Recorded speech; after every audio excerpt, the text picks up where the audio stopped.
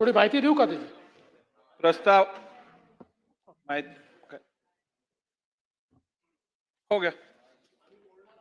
बोला ना, तुम्ही बोललं पाहिजे. फक्त बोलताना म्हणजे तुम्ही तर अभ्यास करून आलाच असाल, पण काही लोक अभ्यास न करता बोलतात, म्हणून थोडी आधी माहिती देऊन देतो म्हणजे त्यांना बोलायला सोपं पडेल. पूर्ण विश्वास आहे. अध्यक्ष महोदय, मुळात हे जे महाराष्ट्र धर्म स्वातंत्र्य विधेयक 2026 आपण आणलेलं आहे, अशा प्रकारचं विधेयक आणणारं महाराष्ट्र काही पहिलं राज्य नाही.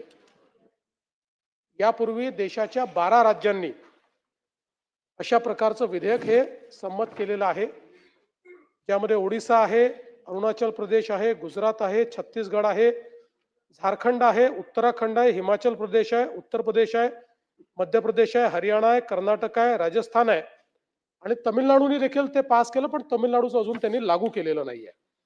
अशा पद्धतीनं 13 राज्यांनी केलं, 12 राज्यांनी ते लागू केलेलं आहे. आणि हे विधेयक आणत असताना याच्या पाठीमागे हे कुठल्या एखाद्या धर्माकरता किंवा एखाद्या धर्माच्या विरोधात नाही, तर हे विधेयक सगळ्या धर्मांना लागू आहे. त्यामुळे याच्याची जी पद्धती आहे ही सगळ्या धर्मांकरता विविध पद्धती लागू करण्यात आलेली आहे. मुळामध्ये राज्यामध्ये अनेक वेळा धर्मांतरणाच्या मुद्द्यावरनं काही वेगवेगळ्या धर्मातल्या विवाहाच्या विषयातनं कायदा आणि सुव्यवस्थेची परिस्थिती निर्माण होते आणि मग ही परिस्थिती निर्माण झाल्यानंतर त्या संदर्भात इफेक्टिव्ह कारवाई करणं याकरता आत्ता आपल्याकडे जे काही प्रचलित कायदे आहे, भारतीय न्याय संहिता असेल म्हणजे जुना IPC किंवा जे इतर कायदे आहेत, त्या कायद्यामध्ये सुस्पष्ट तरतुदी नाहीत. त्यातल्याच तरतुदीचा आपण अवलंब करतो. उदाहरणार्थ फसवणुकीचा आपण त्या ठिकाणी अनेक वेळा अवलंब करतो. पण स्पेसिफिक या विषयाकरता जर तरतूद असली तर अशा प्रकारच्या अडचणी निर्माण होत नाही. आणि म्हणून ही जी काही वारंवार अशा पद्धतीनं मग दोन बाजूचे लोक एकमेकासमोर येणं, त्यातनं कायदा सुव्यवस्थेचे प्रश्न निर्माण होणं, या गोष्टी होऊ नये याकरता सुस्पष्टता आणण्यासाठी हे विधेयक या ठिकाणी आणण्यात आलंय. मुळात आपल्याला कल्पना आहे की संविधानाच्या आर्टिकल 25 ने प्रत्येकाला धर्म स्वातंत्र्याचा अधिकार दिलेला आहे. कोणाला कुठला धर्म अवलंब करायचा आहे त्याचे अधिकार हे आपल्या संविधानाने आपल्याला दिलेले आहेत. पण हे करत असताना माननीय सर्वोच्च न्यायालयाने एक गोष्ट आपल्याला सांगितली आहे की प्रत्येकाला आपल्या धर्माचा अवलंब करण्याचा अधिकार असला तरी हा अधिकार काही रिस्ट्रिक्शन्सला त्या ठिकाणी अनुलक्षून देण्यात आलेला आहे. आणि म्हणून सर्वोच्च न्यायालयाने जो काही निर्णय दिला त्यात निर्णयात सांगितलंय की right to religion does not include right to convert by force, fraud और एल्युरमेंट.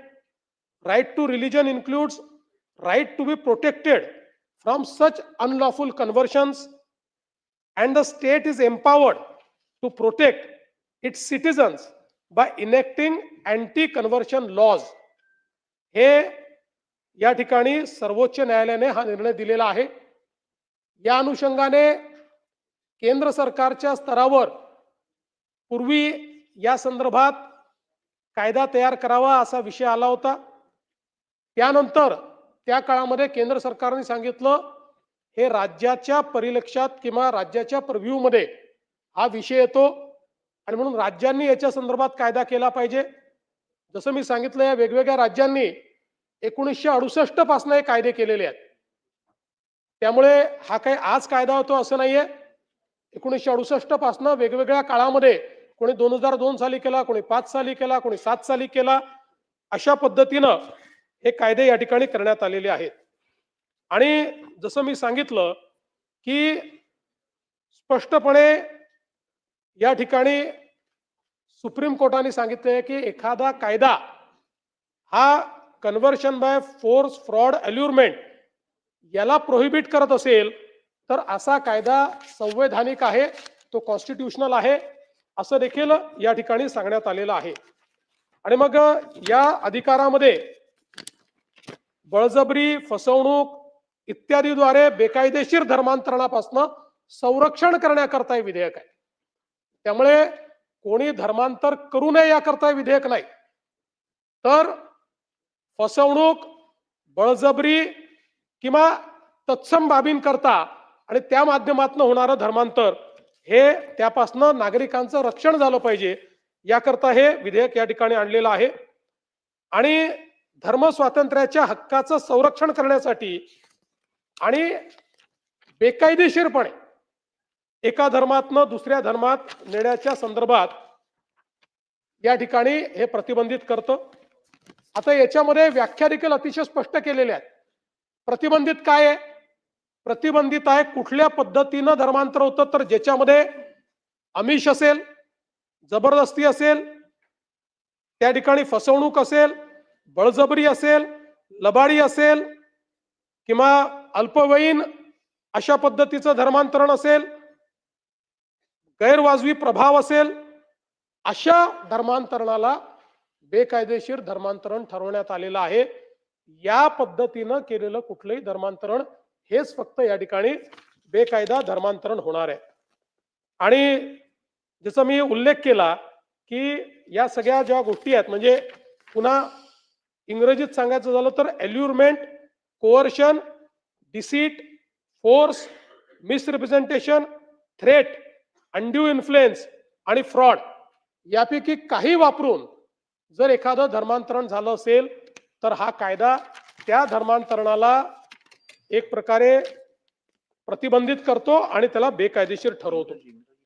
आणि या संदर्भात अशा पद्धतीनं कोणी वागू नये या संदर्भातली कायद्यातल्या तरतुदी आहेत.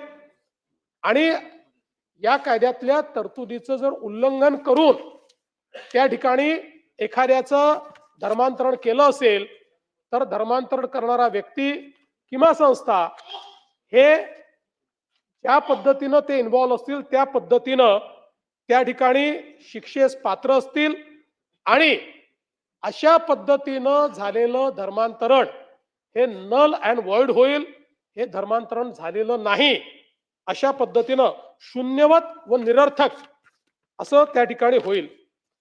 दुसरं, अनेक वेळा बेकायदेशीर धर्मांतरण होऊन लग्न होतं, लग्न झाल्यानंतर विच्छेद होतो आणि विच्छेद झाल्यानंतर त्या ठिकाणी नेमकं काय करायचं या संदर्भात न्यायालयाने वेळोवेळी दिलेल्या निर्णयाच्या आधारावर आपण या कायद्यामध्ये ही तरतूद केलेली आहे की केवळ बेकायदेशीर धर्मांतराच्या प्रयोजनासाठी केलेला कुठलाही विवाह न्यायालयाद्वारे शून्यवत व निरर्थक असल्याचे घोषित करण्यात येईल. नल अँड व्हॉइड कोण घोषित करेल? न्यायालय घोषित करेल. न्यायालयाच्या माध्यमातून तो नल अँड व्हॉइड घोषित होईल. आणि बेकायदेशीर धर्मांतरणामुळे एखादा बालक जर जन्माला आला असेल तर त्या बालकाला कुठल्या जातीचं धर्माचं मानण्यात यावं, तर आई बालकाची ज्या पूर्वाश्रमीचा तिचा जो काही धर्म होता तोच त्या मुलाचा धर्म मानण्यात येईल. तथापि आई आणि वडिलांच्या मालमत्तेमध्ये उत्तराधिकार मिळवण्याचा हक्क मात्र त्या बालकाचा त्या ठिकाणी कायम असेल. आणि भारतीय नागरिक संहिता 2023च्या कलम 144च्या तरतुदीनुसार मेंटेनन्स करता ते हकदार असतील. यासोबत कस्टडी जी आहे बाळाची ती आईकडे असेल. आता याच्यामध्ये धर्मांतरण जर कोणाला करायचं असेल तर सर्वोच्च न्यायालयाने सांगितल्याप्रमाणे त्याची तरतूद यात केलेली आहे. सर्वोच्च न्यायालयाने आपल्या न्याय निर्णयामध्ये सांगितलं की अशा प्रकारचा कुठलाही कायदा करत असताना एक विहित पद्धत ही धर्मांतरणाकरता देखील आपण घालून दिली पाहिजे. त्या संदर्भात धर्मांतर करण्याचा इरादा असलेली जी व्यक्ती आहे त्या व्यक्तीने जशी लग्नाची नोटीस देतात तशी धर्मांतरणाची नोटीस द्यायची आहे आणि सक्षम प्राधिकरणाने ही खात्री करायची आहे की हे स्वेच्छेने धर्मांतर होत आहे आणि त्यानंतर ते धर्मांतर करण्याचा त्याला अधिकार असेल तो ते धर्मांतर करू शकेल.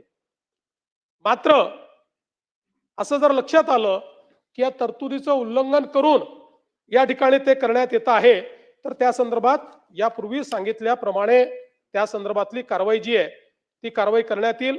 मग त्याच्यामध्ये आपण कायद्यात त्याच्या तरतुदी दिलेल्या आहेत की त्याची विहित पद्धत काय असणार आहे आणि समजा ती प्रोसेस पूर्ण केली तर त्याची नोंद होईल आणि मग एकदा ती नोंद झाली तर मात्र ते कायदेशीर पद्धतीनं आणि स्वेच्छेनं केलेलं धर्मांतर समजण्यात येईल आणि मग त्याकरता कुठल्याही प्रकारच्या फौजदारी कारवाई किंवा तत्सम पद्धतीनं काहीही त्या व्यक्तीच्या विरुद्ध आपल्याला करता येणार नाही. आणि म्हणून एखाद्या व्यक्तीने या संदर्भात जर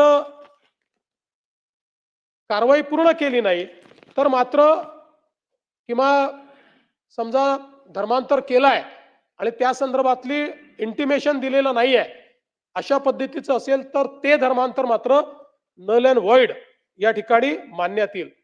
आता एखाद्या व्यक्तीला जबरदस्ती त्याचं धर्मांतर केलेलं आहे अशा पद्धतीची तक्रार देण्याच्या संदर्भात व्यक्तीचे आई वडील भाऊ बहीण अथवा अशा व्यक्तीशी रक्ताचे किंवा वैवाहिक किंवा दत्तक नाते असेल अशा कुठल्याही व्यक्तीला त्या ठिकाणी ती तक्रार देता येईल. पण एखाद्या केसमध्ये पोलिसांना जर असं वाटलं तर पोलीस की बाबा याच्यामध्ये तक्रारदार नाहीये पण ॲपरंटली अशा पद्धतीची घटना घडलेली आहे तर कायद्याने पोलिसांना ते सुमोटो अधिकार आहेत. त्या केसमध्ये पोलीस ते करू शकतील. अन्य केसेसमध्ये याच्यात पॅन्डोरा बॉक्स कुठे उघडलेला नाहीये तर जवळचे रक्ताचे नातेवाईक सभागृहाची वेळ कामकाज संपेपर्यंत वाढवण्यात येत आहे. त्याच असेच व्यक्ती हे या संदर्भात जी काही तक्रार आहे ती तक्रार करू शकतील आणि मग त्या संदर्भातल्या गोष्टी आपण या ठिकाणी दिलेल्या आहेत. याच्यामध्ये मग अपराध जर घडला असेल तर त्याच्या शिक्षा दिलेल्या आहेत ज्याच्यामध्ये 7 वर्ष कारावास आणि 1 लाख रुपये दंड आहे. अज्ञान मनोविकल व्यक्ती असेल किंवा अनुसूचित जाती अनुसूचित जमाती ची व्यक्ती असेल तर त्या केसमध्ये 7 वर्ष कारावास आणि 5 लाख रुपये दंड या पद्धतीनं ते करण्यात आलेलं आहे. सामूहिक जे काही त्या ठिकाणी असं कार्य होतं त्याला 7 वर्ष कारावास आणि 5 लाख रुपये दंड आहे.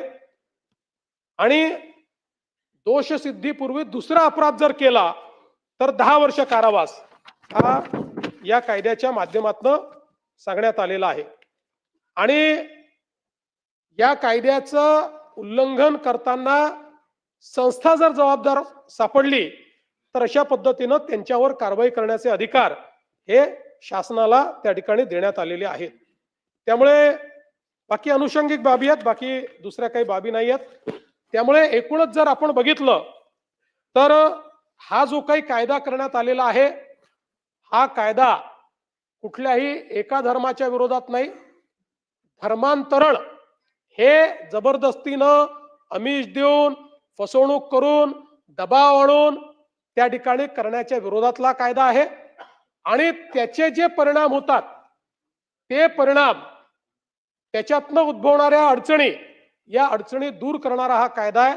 आणि म्हणून मला असं वाटतं की अनेक राज्यांनी हा केलेला कायदा आहे. राज्यामध्ये हा कायदा केल्यानंतर अशा प्रकारचे अनेक प्रश्न जे उद्भवतात आणि त्यातनं लोक आपल्या हातामध्ये कायदा घेताना दिसतात, कायदा सुव्यवस्थेची परिस्थिती निर्माण होताना दिसते. असं न होता या कायद्यामुळे पोलीस आणि जी काही शासकीय यंत्रणा आहे त्यांना कायदा आणि सुव्यवस्था राखता येईल आणि ती राखण्याकरता त्यांना कायद्याचं पाठबळ या निमित्ताने मिळेल.